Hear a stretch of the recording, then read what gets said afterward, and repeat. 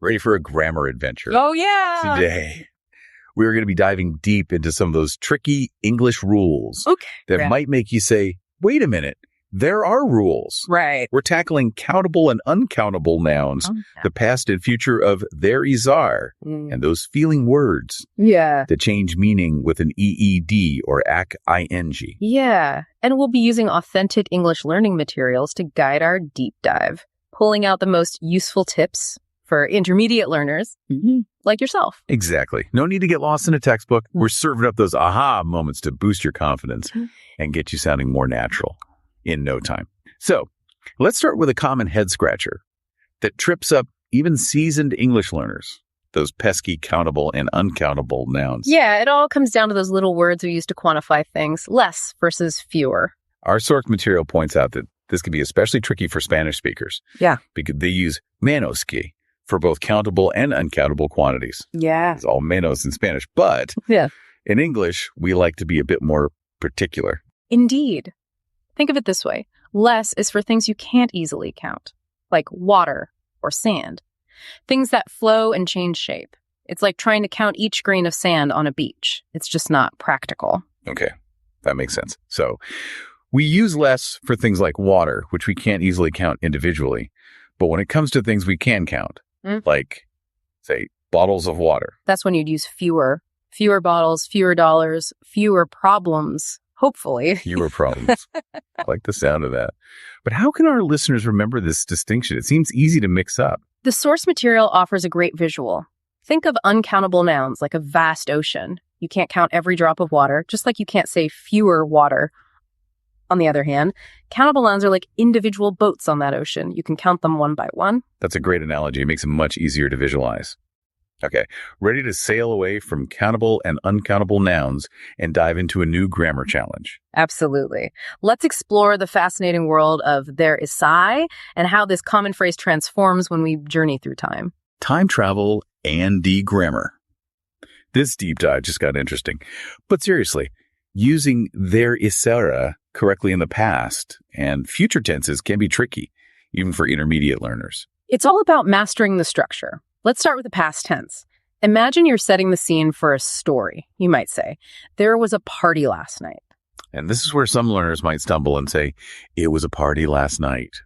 Which, it just sounds a bit off. Exactly. Yeah. It refers to something specific that's already been mentioned, something you're both thinking about. Yeah. Like if you were telling a friend about that party you both went to, you'd say, it was amazing. Because you're both already picturing the same party. But if you're introducing the party for the first time, you'd say, there was a party last night to bring it into the conversation. Precisely.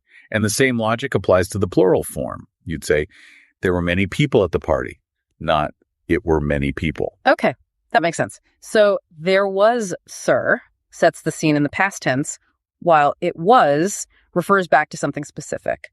Now, how about we leap into the future? Buckle up. In the future tense, we use going to or will with there is are. So you could say, there's going to be a party next week, or there will be a party next week. Both are perfectly correct. English. Or even a simple concept like the future tense has options. I'm already feeling more confident about my grammar skills, and we're just getting started. And that's what makes this deep dive so rewarding. We're uncovering those hidden nuances and practical tips that can make all the difference in your fluency. Now, ready to tackle another common grammar puzzle? Bring it on. What's next on our list? Let's unravel the mystery of those tricky EDD versus ENG words. Words that change meaning depending on their ending, often expressing different feelings. Yes, the feeling words. This is a big one, and I know it can be a real headache for English learners. The key is to remember that the AD ending usually describes how someone feels, while the ANG ending describes the thing that causes the feeling. So, if I said, this grammar lesson is so interesting, the grammar lesson is causing me to feel interested. Exactly. It's like the difference between the cause and the effect. And this distinction is crucial for expressing yourself accurately and naturally in English. It's like that aha moment you get when a confusing concept suddenly clicks into place. Very satisfying. Now, how about we explore some more examples of AED versus AED words? I think our listeners would benefit from seeing these distinctions in action. Absolutely. The source material provides a helpful tip. It encourages learners to think of it this way. The AED ending is how you feel, while the ANG ending describes something external. Okay, I like that. So if I'm feeling bored, it's because something is boring. Precisely. And the source material is full of examples to illustrate this point. For instance, I'm confused because the instructions are confusing. Or I was surprised by the surprising news. This is really making those AD&E endings click for me. I feel like I used to just toss those endings on randomly, hoping for the best. It's a common mistake. But by focusing on this cause and effect relationship, you can master these tricky words in no time. Speaking of mastering tricky words, remember those there isar constructions we were exploring earlier? Well, our source material points out a specific area where learners often get tripped up, and it involves using there isar in negatives and questions. Yes. It can be a bit perplexing to navigate those structures, especially when switching between tenses. For example, we know how to say there is a problem or there will be a problem, but what happens when we need to say there isn't a problem or ask, will there be a problem? The key is to remember that the basic structure remains the same, even when we add negatives or turn them into questions. So, in the present tense, there's a problem becomes there isn't a problem in the negative, and is there a problem in the question form? Exactly. And in the future tense, there will be a problem transforms into there won't be a problem and will there be a problem. I'm noticing a pattern here. The there isar part stays consistent, and the helping verb will or won't does the heavy lifting of indicating tense. And whether it's a statement or a question, you're spot on. And this is where active listening comes in handy. By paying attention to how native speakers use these structures in different contexts, you'll start to internalize these patterns naturally. So our advice to listeners is to really tune in to how those there isar constructions sound in movies, TV shows, podcasts, basically. Anywhere you encounter natural English. Precisely. And don't be afraid to experiment with these structures in your own speaking and writing. The more you practice, the more confident you'll become. It's like they say, practice makes perfect, or at least practice makes progress. Which is what language learning is all about. Now, before we move on, I want to circle back to something you mentioned earlier about active listening. The source material seems to emphasize this as a powerful learning tool. And for good reason. It's not enough to simply memorize grammar rules or vocabulary lists.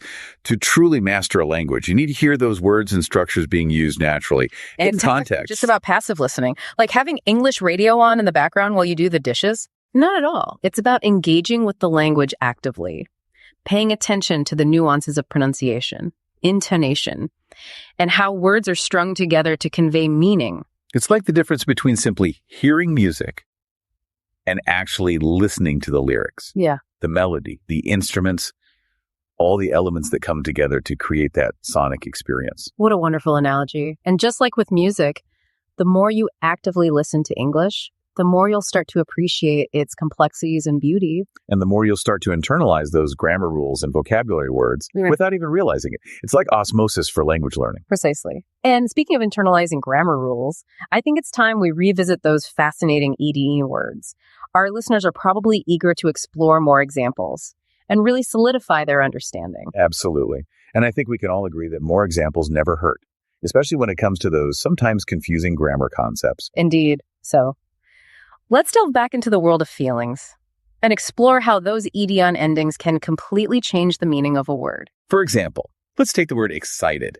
If I said, I'm excited about the trip, it means the trip is causing me to feel excited. But if you said the trip is exciting, It means the trip itself possesses the quality of being exciting. It's all about that subtle shift in perspective. From the person feeling the emotion to the thing causing the emotion. You've got it. And this is where those visual cues from the source material come in handy. Remember those thought bubbles we talked about? Yes. They had a great illustration showing a thought bubble above someone's head with the HED word, like bored, to represent the feeling. And then they had an arrow pointing from the HEG word, like boring, to the person, showing the cause of the feeling. Exactly. That visual representation can be really helpful in solidifying this concept, especially for visual learners. It's like those grammar rules suddenly come to life when you can see them represented visually. And speaking of visual representations, the source material also highlights the importance of using authentic resources like movies and TV shows to learn these EDANG words naturally. It's like they're saying, hey, put down the textbook for a bit, go watch a movie. well, maybe not completely put down the textbook, but they make a great point about the power of authentic materials. Think about it, Dan. When you hear these EDJ-NG words used naturally by native speakers, you're not just memorizing definitions. You're absorbing the nuances of how those words are used in different contexts. Yeah, it's like the difference between reading about a recipe and actually tasting the dish. Yeah. Authentic materials give you that flavor of the language, those subtle ingredients that make it come alive. Exactly. And speaking of bringing language to life, our source material has a really interesting point about the bigger picture of language learning.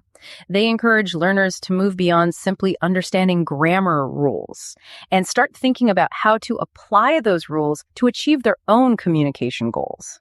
So it's not enough to just know the difference between less and fewer, or how to use there is are in the past and future tenses are.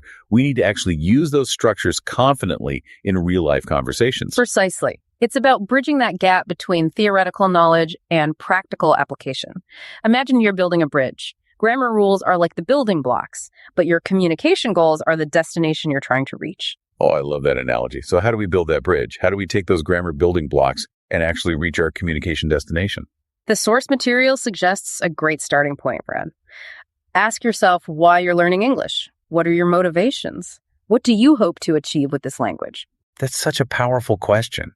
It could be anything from traveling the world with ease to connecting with people from different cultures, or even just enjoying English language movies and music on a deeper level. Exactly. And once you've identified your why, your learning becomes more focused and meaningful. If you dream of traveling the world, you might prioritize learning practical vocabulary related to transportation, directions, or ordering food. Well, if your goal is to connect with people from other cultures, you might focus on learning how to start conversations, share your own experiences, and ask engaging questions. It's all about tailoring your learning journey to your specific goals and interests. That makes so much sense. It's like having a personalized language map that guides you towards your destination. And speaking of destinations, I think we've reached the end of our deep dive today. Indeed, we have. But this is just the beginning of your journey to mastering English grammar. Exactly. Remember, language learning is an ongoing adventure, and every step you take brings you closer to fluency. And don't be afraid to embrace those aha moments. Those moments when a confusing grammar concept suddenly clicks into place. Because those are the moments that make this journey so rewarding. So keep exploring, keep practicing, and keep diving deep into the fascinating world of English grammar. You got this. Thank you for joining us today on English Learning Podcast. I want to congratulate you for taking the time to improve your English. Every step counts, so keep moving forward and don't stop. If you enjoyed this content and want to learn more, make sure to subscribe and hit the like button so we can keep creating videos like this. Let us know in the comments what level of English you're at and what topics you'd like us to cover in the next episode. Also, check out the links in the description for additional resources to help you keep advancing. See you in the next video. And remember, English Learning Podcast is here to help you reach your English goals. Keep learning.